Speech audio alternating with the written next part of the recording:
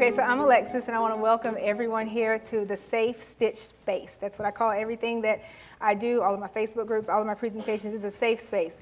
So any questions that you all ever have, feel free to ask them. I don't care how many times they've been asked in the past. I'll answer them, and you may get a better, more informative answer each time. So we're going to transform you from enthusiast hobbyist to creative entrepreneur. So you're here because you really want to make money from your work, right? Yes? Okay, yes. And then you want to take your love for embroidery to the next level and start a creative business. I mean, let's be honest, that's why all of us got into this space. But the dilemma, you're overwhelmed with where to start when it comes to your website, your samples, your local vendor events like those hospital events, and you don't have the consistent sales, you may not have consistent orders or customers to even figure out what you're going to do with those hundreds of thousands of blanks that you've collected. I have turned my own living room into my sewing room because I ran out of room during the pandemic. So I'm right there with you. And you don't know what business skills you need. Come back.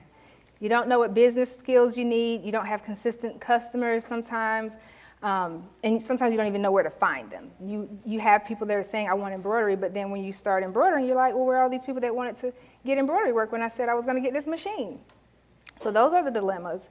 And then you don't even know which ones you want to pursue, which ones are a waste of time. So ultimately, you're confused about all the contradicting information that you'll find on the internet about where to start. But that's where I come in. Hello, that's me. I can show you how to make money in the space without millions of followers online. You don't have to have a strong Facebook, Instagram following. I personally have a couple thousand, nothing like the millions and the 100,000s and everything, and I feel like I have a really good following. So that's what I want to share with you today. You don't have to have a big storefront. You don't even have to have the expensive machines. Sometimes you can start this with just a regular home-based flatbed embroidery machine. That's exactly what I started with. I started with a Brother PE 680W. Nope, that's what I have now. So it was the flatbed embroidery machine Disney edition, though. I have so many that I forget which name it is. That is a bad habit to collect. I am Alexis, and I collect embroidery machines. Okay, and by the end, I will tell you the exact name of the first one that I had. But yeah, so you can finally build a business that fills your passions and your bank account, your pockets. All right, so let's get started. So here's a look at what we'll be chatting about today. And let's be clear, it's not a training where I share vague theories, ideas about building a business, and then I tell you have to spend thousands of dollars with me on the back end. I want to give you real information, real tactical strategies. That's kind of how I teach. And personally, I don't like those kinds of trainings, so I don't plan on doing those for others. It's a straightforward, no fluff into looking at how to run a successful embroidery business and help others do the same things with their own machines. So first up, we're talking about the biggest mindset shift that needs to take place to step into the role of creative entrepreneur. All right, don't let that word scare you. Don't let the word entrepreneur, we've heard it a lot lately. Don't let that word intimidate you or anything. If you want to make money with your creations and you're aspiring creative entrepreneur, my mission for you today is to lay out exactly what it will take to get that done.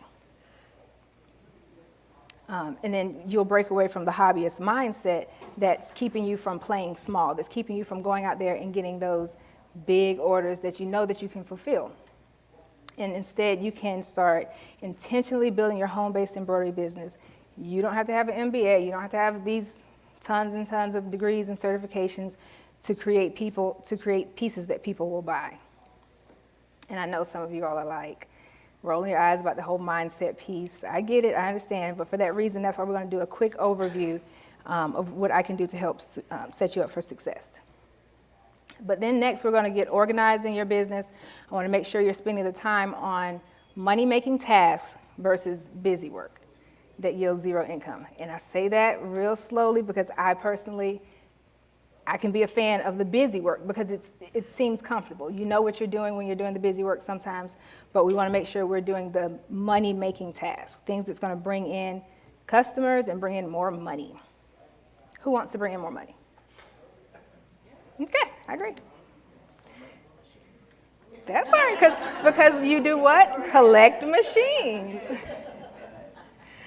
And then I want to dive into scheduling a promotional calendar. So seasons and holidays are the backbones of a successful embroidery business.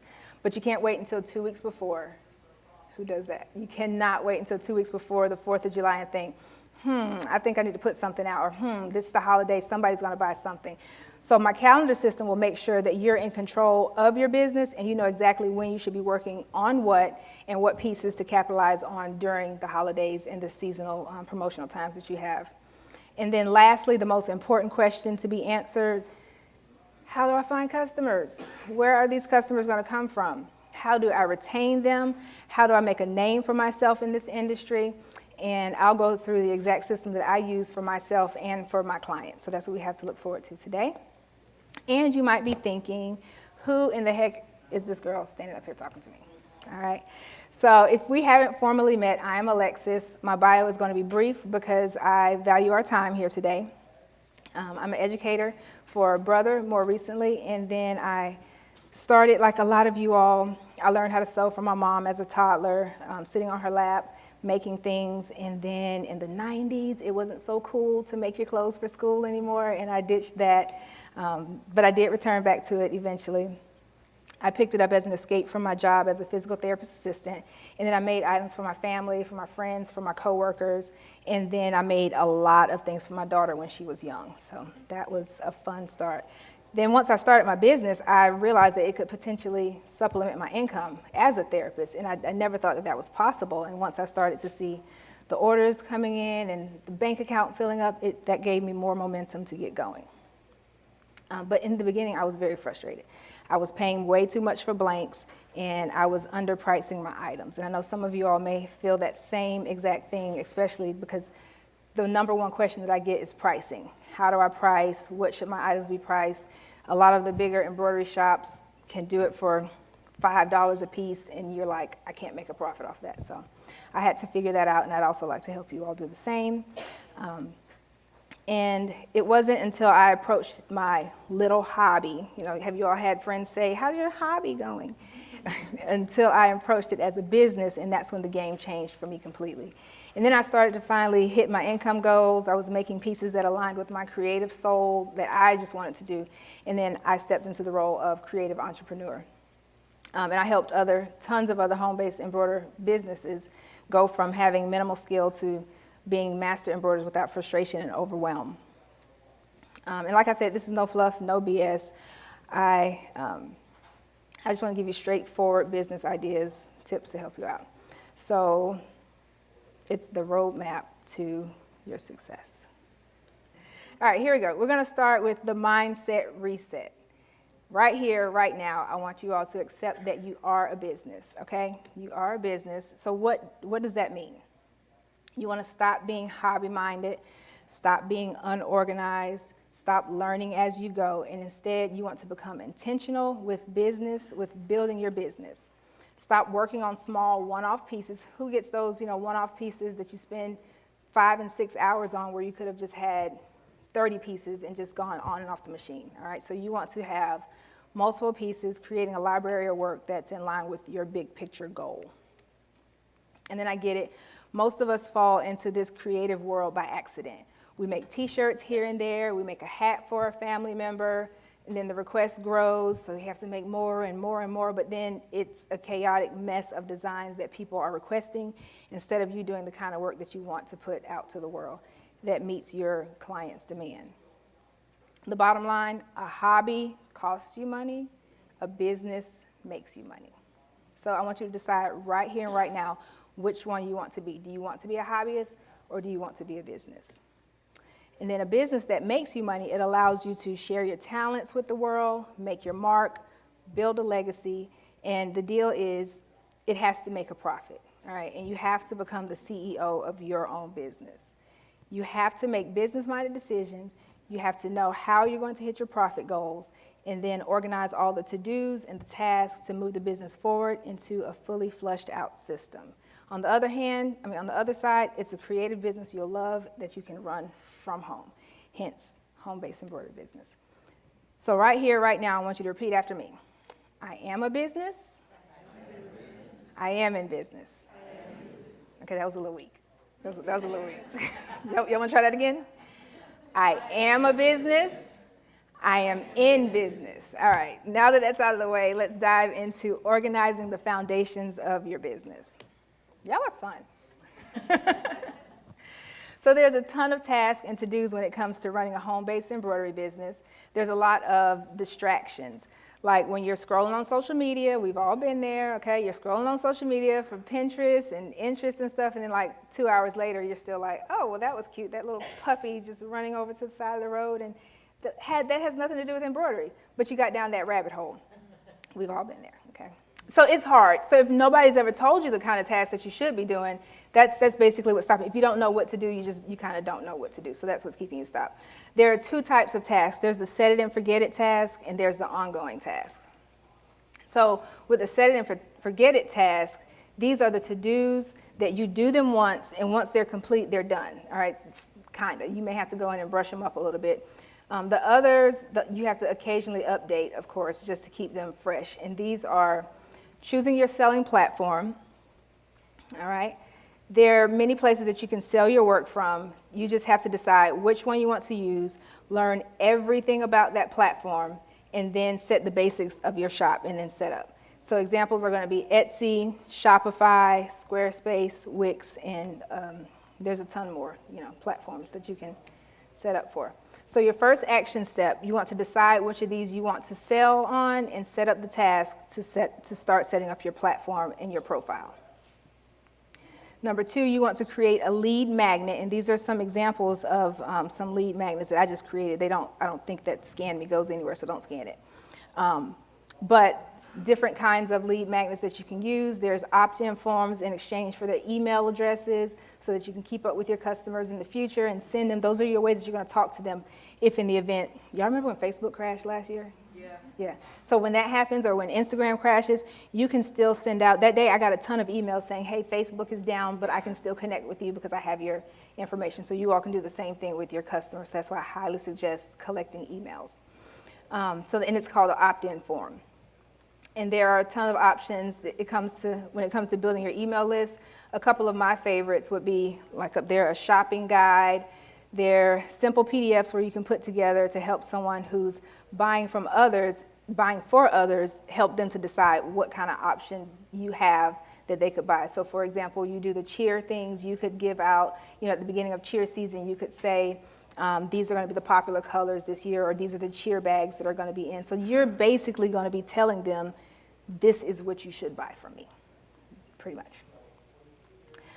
So that's the shopping guide. And then it should showcase different works and benefits of uses from them. So if you were to show that cheer bag, you could say it has a place for the shoes, and it's going to keep the pom-poms fluffy. I don't know what you really need to do. Do you need fluffy?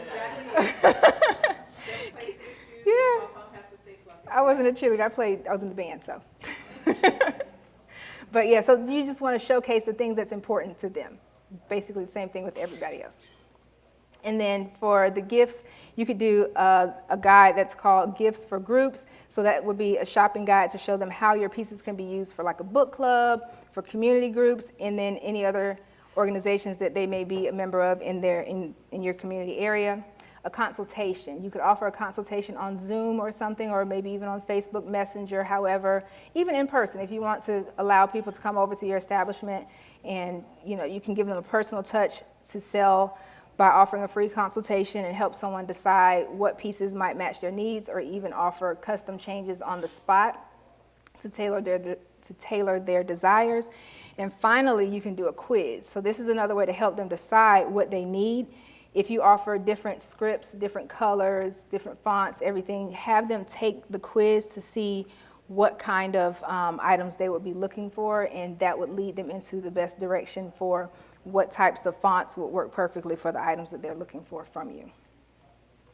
Offer a free gift, all right? Sometimes we see free and we're like, oh, but I don't want to give anything free. Just think of it as in addition to what you're already getting. And then you can bundle that into your price. So it's not technically free, okay? But we love freebies. I do.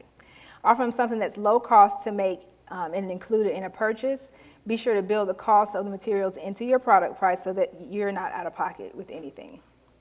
One of my favorite stories to tell would be, I ran across somebody a while back and they would stitch out the logo, but they would also stitch out a hat and gift it to the customer, and the customer would come back and say, hey, can I get more of those hats that you did? Because by them being able to see their own logo on a hat, it prompted them to want more. So you could get hats, you could get hats. Sometimes I've gone to the Dollar Tree, $1.25 store. I do not like saying Dollar Tree anymore. You can go to the $1.25 store, call it what it is, and get a dollar hat or something and try that, or a towel. Free shipping, I always include free shipping, especially on my Etsy shop. Another easy setup option, it captures people's attention. Me personally, when I'm ordering, if I get to the order page and my item is like $15 to ship, I'm like, you know what, forget it, I just don't want it anymore. So free shipping is just an incentive to help your customers decide to buy with you. It helps to build the average cost of shipping into your product price so that you aren't out of so you aren't out of pocket on this one either.